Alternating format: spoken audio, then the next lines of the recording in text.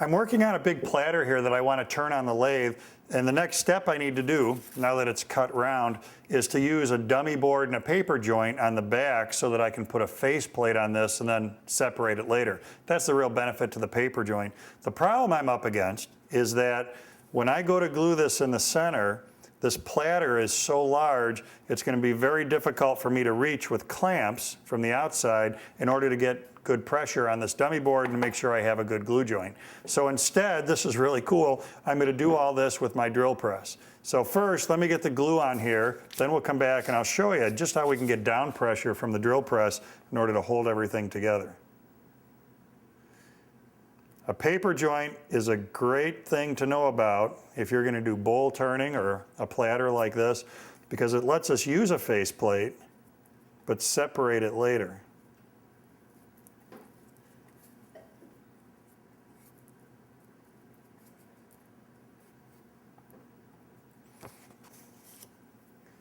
With a paper joint, you want glue on both surfaces, the dummy board and the platter. It's very important that the paper is porous. You don't want to use like a shiny magazine page because the glue has to be able to soak into it in order to hold everything together.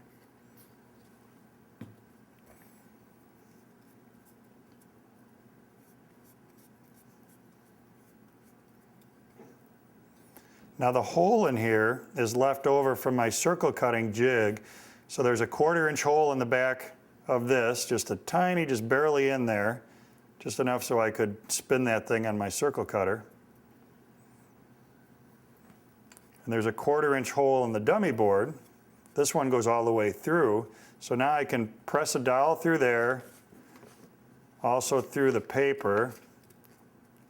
That dowel will then seat in the hole in my blank.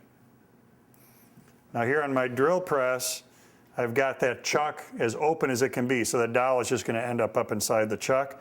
So now I can just advance the quill down. I've got the table securely locked against the column. I can get pressure on this. Look at that squeeze out, pop out, getting great clamp pressure on that. The important thing is I don't want to stand here and hold this overnight, so I've got to lock the quill in a downward position. On this particular machine, that's done with this little knurled nut.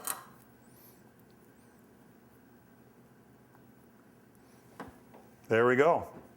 Great way to get real uniform clamping pressure in the center of a big object like this without having to reach in with deep throat clamps.